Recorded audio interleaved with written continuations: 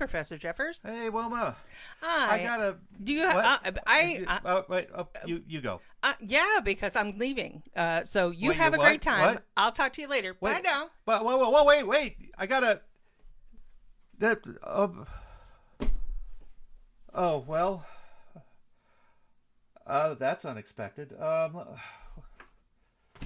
I need to get a journal ready for Halloween anyway because she's not going to be here for that. Wilma, would you get that on the way out? Let's see. Oh, that'd be a good one for Halloween. Okay, so one for today. She's probably left already. Coming. Where did this rock come from?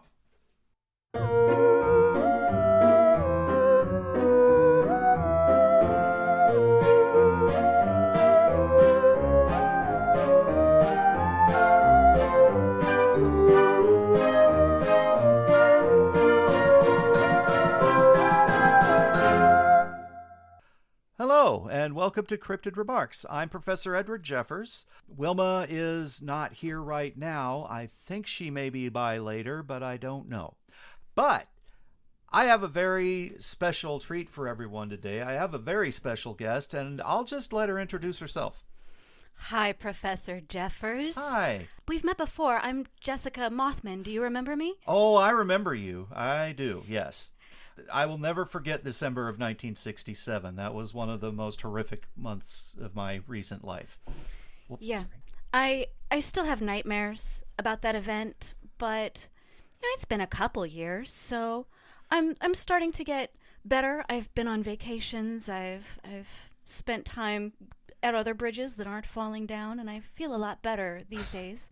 Yeah, I have found typically bridges don't fall down that humans make. I also have found that they're not very foot traffic friendly. This is something that I've always wondered why humans, they're able to walk all sorts of places, and yet they prefer lately to have surrounded themselves with mechanical exoskeletons, which makes all of their infrastructure more difficult. And this decision I find fascinating. It is interesting. I've been in those things before. I absolutely hate it. I don't understand why anybody would want to go somewhere without just walking there. But maybe there is some protection level that humans like having them. I also have noticed that they do move faster. They do move incredibly fast. It's very hard for them to be able to pick up the energies you're sending their way. Right. And that goes for talking to them too. But I mean, I am wondering how many humans are actually susceptible to vibes that get sent out. Like, for example, the moth folk, that's one of their big ways of communicating. I don't even know if they can pick up on it. Yeah, it's because they don't have antenna, I think. Oh, well, I mean, I don't have antenna. Well, are you picking up this vibe? Yeah.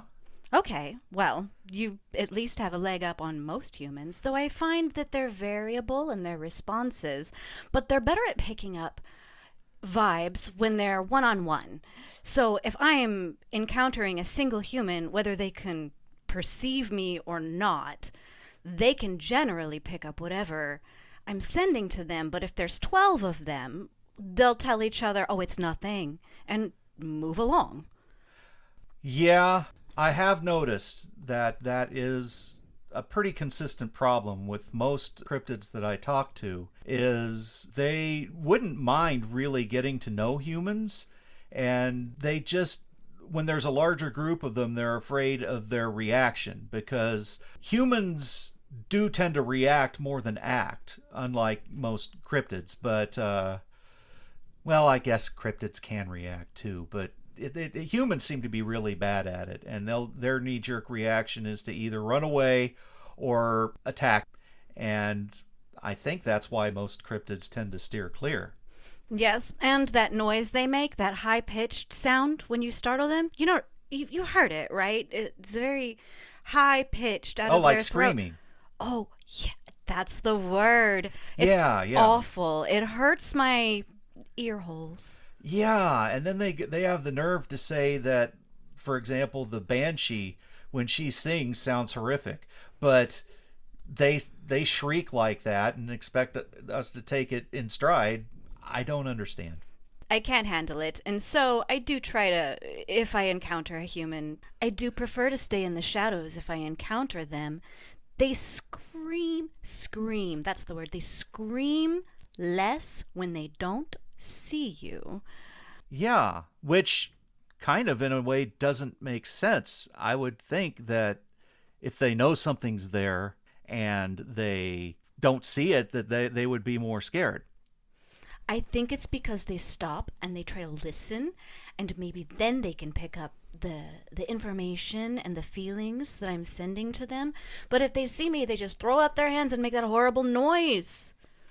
Oh, and I'm assuming then, if you don't mind me bringing up the subject, that that's why you didn't just fly over the bridge back in 1967. Well, I did a few times, but it was a cloudy night that first night, and Yeah. I was afraid in those giant exoskeletons that they drive around in. That's the word, right? Drive?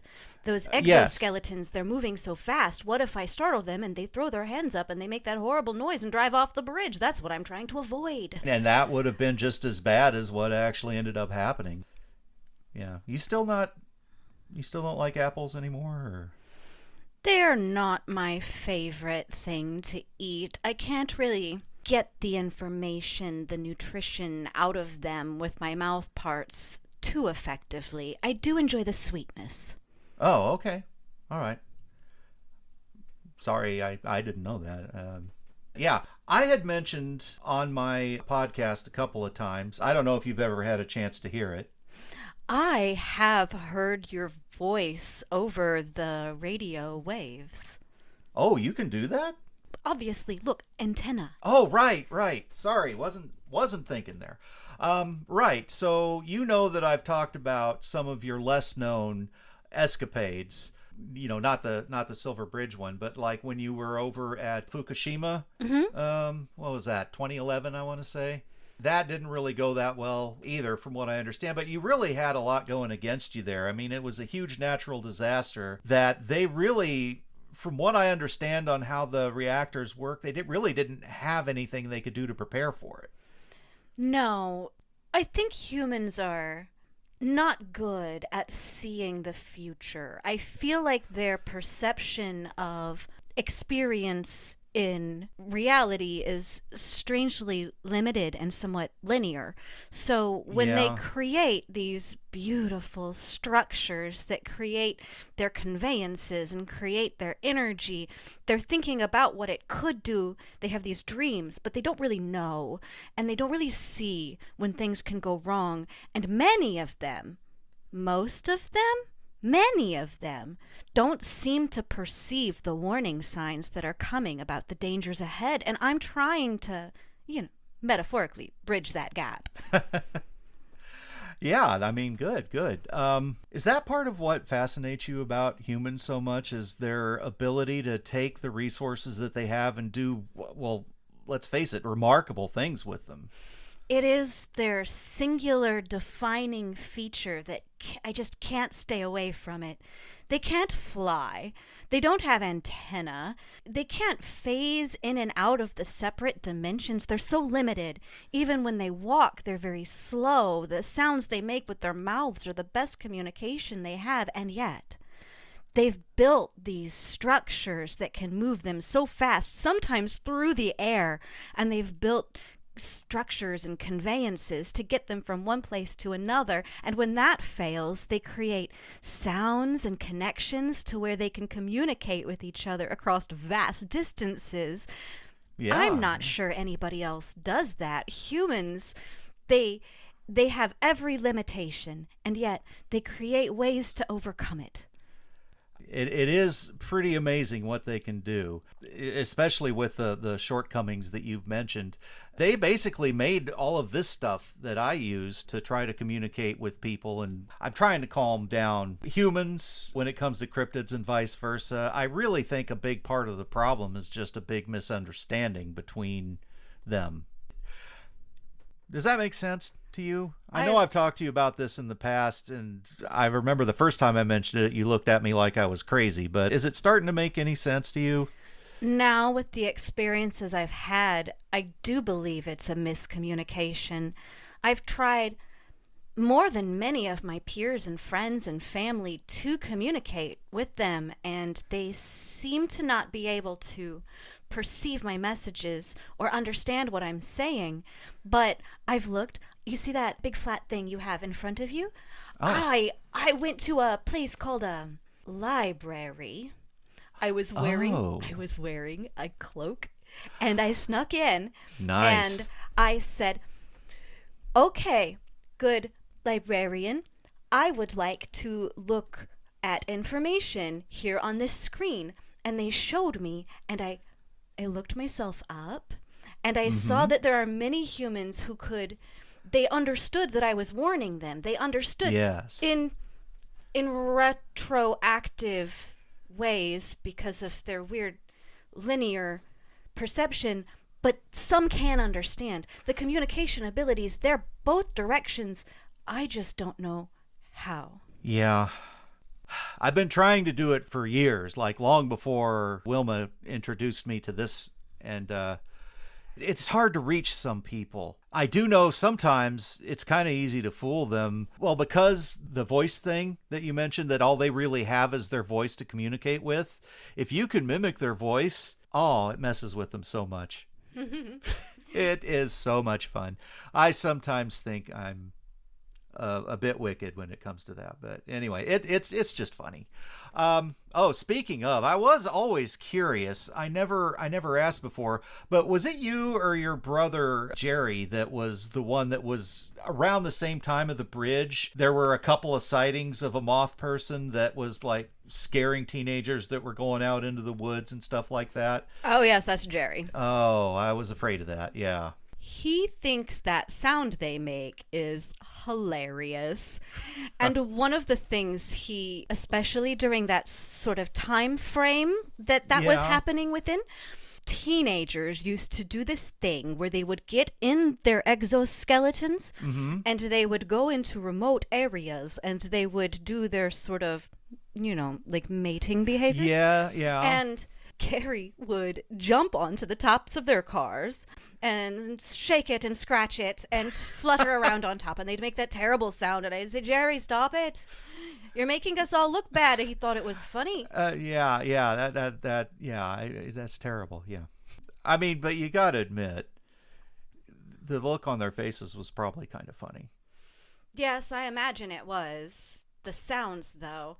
Oh, their sounds. Yeah, I know. But I mean, you got to take the good with the bad, I guess. So since you have listened on the waves to what I've been doing, you know that I take questions from mostly humans. Fred did have a question that he wanted to talk to me about a while back, but I would love to be able to take more questions from cryptids. I just wonder, do you have any that you would like to talk about now? I have a question actually from my grandmother. Okay.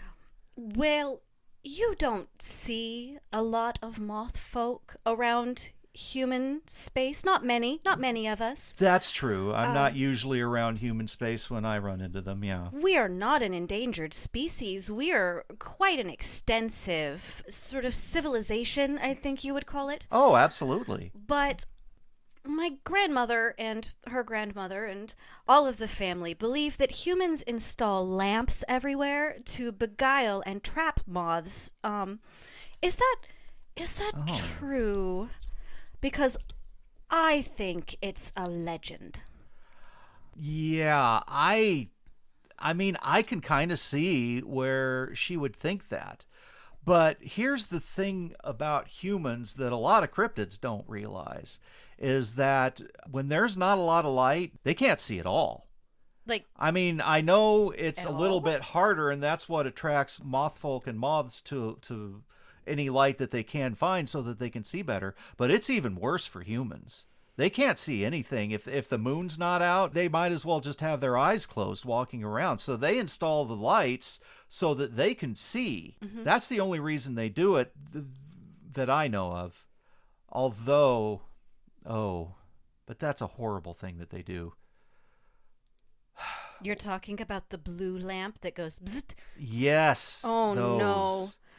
That is the false lamp. You don't go towards it. No, you don't. If you want to live, it's horrible. I don't know why people do that. So, a follow-up question. Okay. This lamp on your desk right here, this one, Yes. it's kind of nice. Can I touch it a little? Yeah. Okay. It's fine. Okay, thank you. We can go on. Thank you. Okay. You sure you're good? Yeah. I'm good. It's just I've been looking at it and I had to touch it. Thank you. No, I appreciate that. I mean, that's really all I have on that one. Do you have any other questions that are bothering you?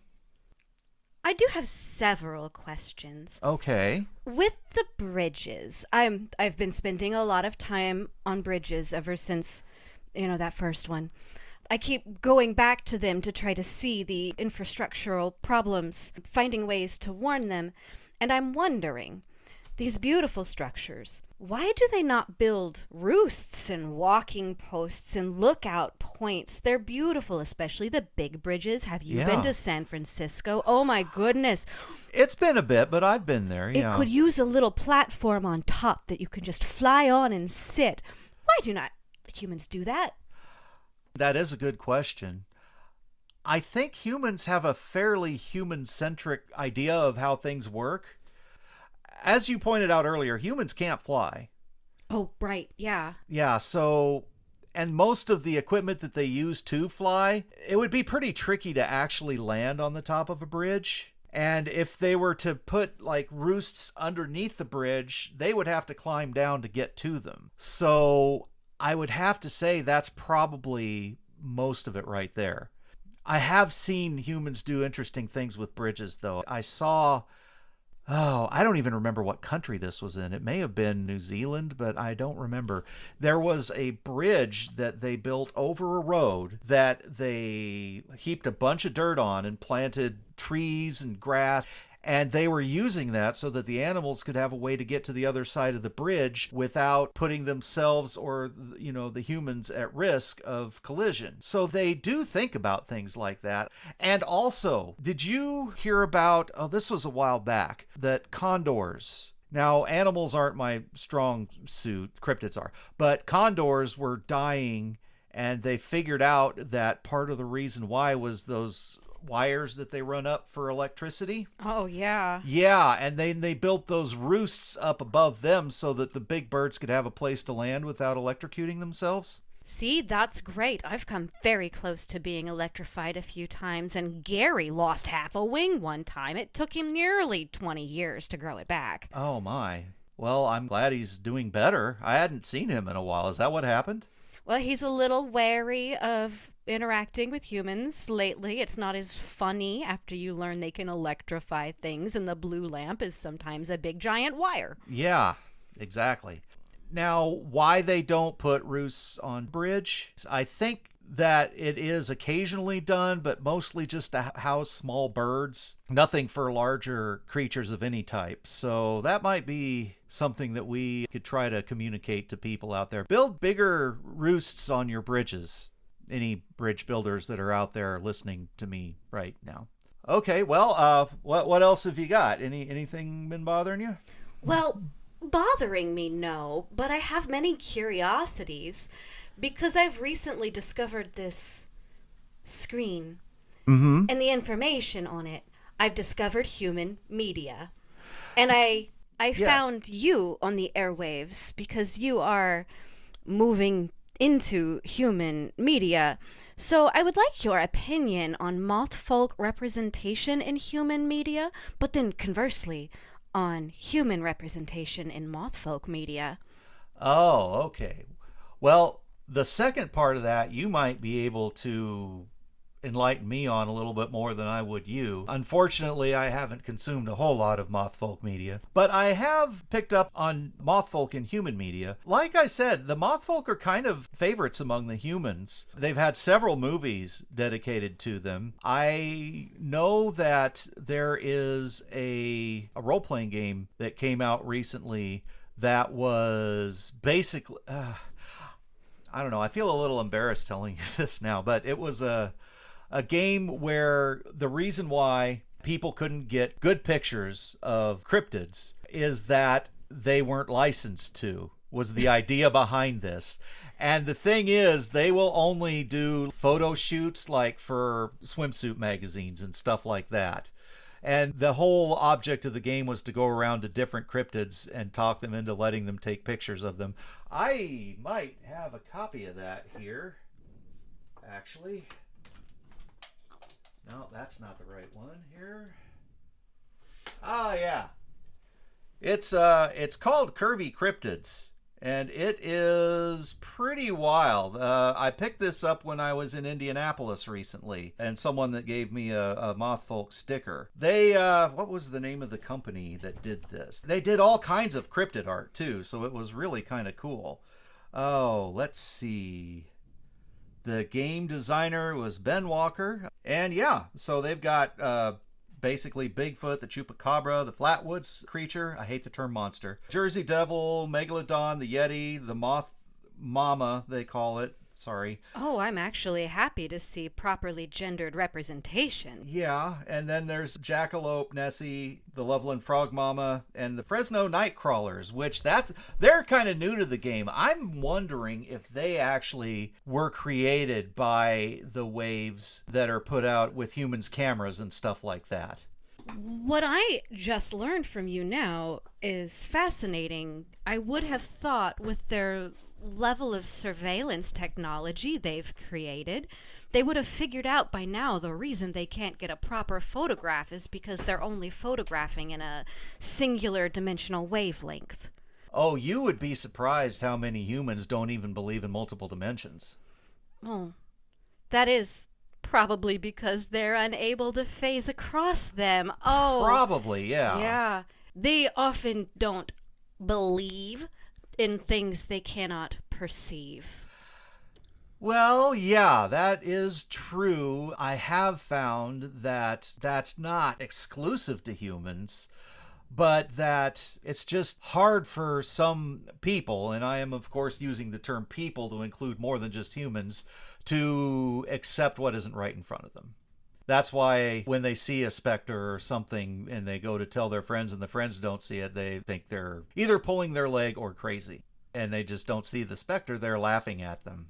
Which is a sound they make that I actually enjoy. What, the specters laugh? Well, the laughter of humans, but also specters. I like the laughter of many people, but humans, their laughter is pleasant, unlike their screams. Well, I mean, yeah, that's true of most creatures. I would prefer to hear them laugh. Have you ever heard the really little humans laugh? Oh, like they're larvae? Yeah, well, they call them babies. Okay. Yeah, if you don't laugh after listening to a baby laugh for about 10 seconds, then I don't think you have a soul. How could you not? I mean, it's a beautiful thing. I would be interested in testing my soul's existence against the laughter of a larval human. That would be a wonderful opportunity. Well, I don't have any. Well, here anyway, I don't have any. But humans are very protective of their young. That's something else that is not exclusive to them, but they don't like it when you mess with their kids. Yeah, and so I've never really approached any that I've seen, especially since I'm afraid if they would scream so loud. Sometimes you can hear the screams of larval children from quite a distance. That is true, and that is not a pleasant sound. But I will tell you this, maybe try approaching them from a different dimension, because, and it's not just babies, it's just young. I don't know when they lose this ability. Maybe it's when they start hardening what they can perceive, but I think younger people can sometimes see things that the older ones cannot. So maybe approach them that way and just make a funny face at them, maybe get them to start laughing and make their parents wonder what's going on. That would be funny. I think that will be my afternoon activity. Excellent, excellent. Well, Did you have any other questions that you wanted to ask? I have a more personal question. Oh, okay. I was talking with a fellow I know. I believe you know him as well. I know him as Stinky Bob. But he Okay. said you might be able to refer me to a lawyer. I have a territory dispute with a Virginian bridge troll, and I really could use a lawyer that understands how to talk to us non-human people.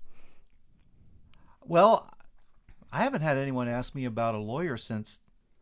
Oh, God, that Stinky Bob. Oh, okay. That's not actually his name, but for legal reasons, I really can't say it on the air again.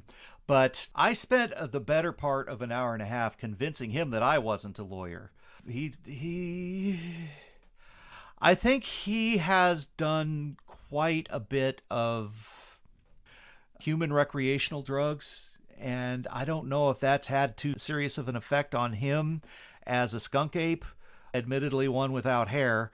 But unfortunately, I don't even know if there are humans that will represent cryptids in the court of law, and I've never heard of a cryptid lawyer before. With the Virginian bridge troll? Yes. I can't tell you what bridge for legal reasons, but I took an interest in this particular bridge. First of all, it has a beautiful lookout point that I can roost upon. Second of all, it has some lights, like flashing lights, and they're beautiful. Oh. And also, it does not feel like it's going to collapse, and therefore I feel like I can heal my sadness by spending time on a solid, well-built bridge and watching the humans go by in their exoskeletons safely. The problem is this troll has set up shop underneath, and he expects anybody that can perceive him to pay a toll. And I don't have troll toll money, and I just want to roost upon the top and flutter around the lamps. Just flutter, right? I want to flutter.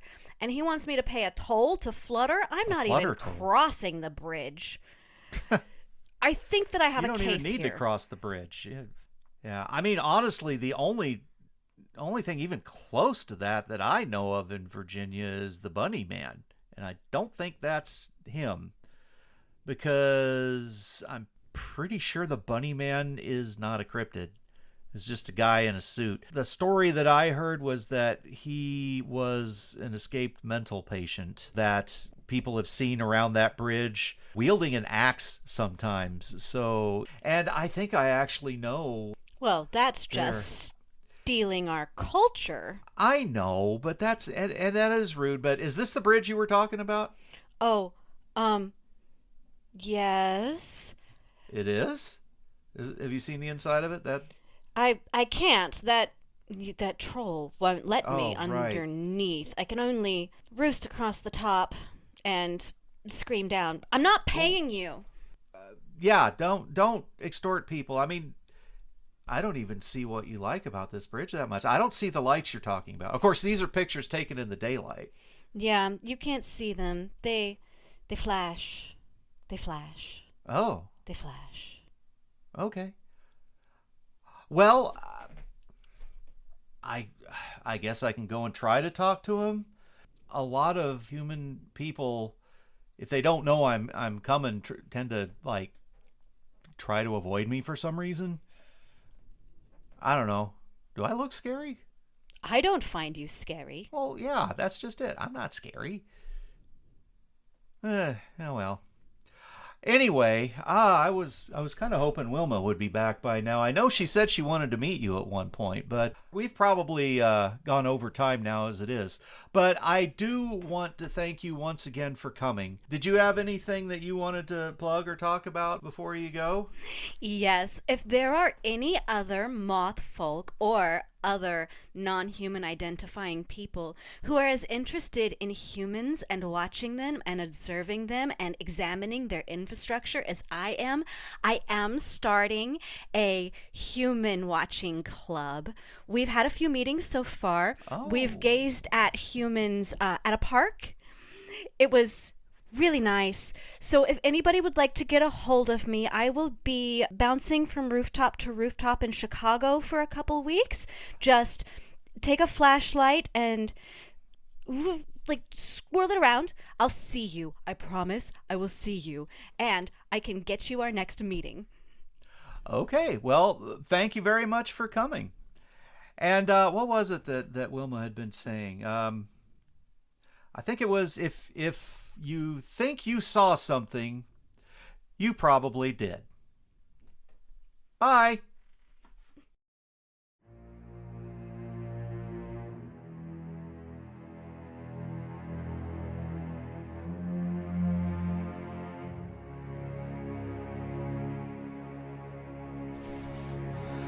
Cryptid Remarks can be found on Discord through our link at cryptidremarks.com.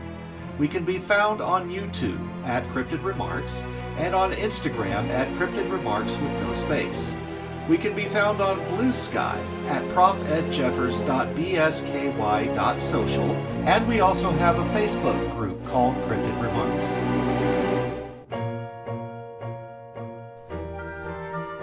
My name is Clarice Elise, and I want to tell you about a place called Gaia Retreat Center. If you are in the greater Kansas City area, Gaia Retreat Center is a campground, a retreat center, a sanctuary for people to visit. It has many different activities, camping places, it has cabins, it has event areas you can rent. But more than anything, it is a beautiful space where you can go to be yourself.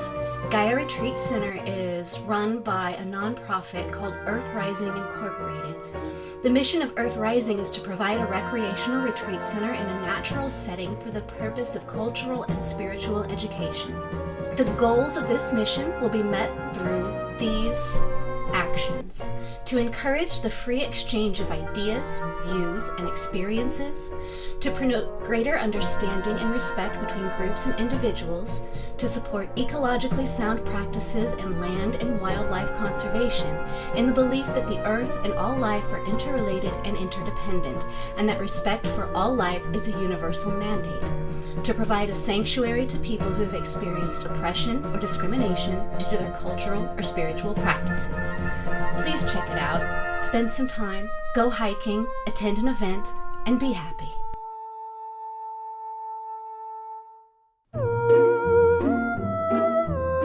You've been listening to Cryptid Remarks. The part of Professor Edward Jeffers was played by Jeffrey Morton. The part of Wilma Chronicle was played by Kimberly Morton. All music was written by Ruben Fansler. Sound editing by Jeffrey Morton and Ruben Fansler. Our web guru is Aaron Milosic. If you have any questions you would like us to cover, contact us at cryptidremarks@gmail.com or link to our Discord through cryptidremarks.com. Thank you for listening. And don't worry, I probably don't exist either.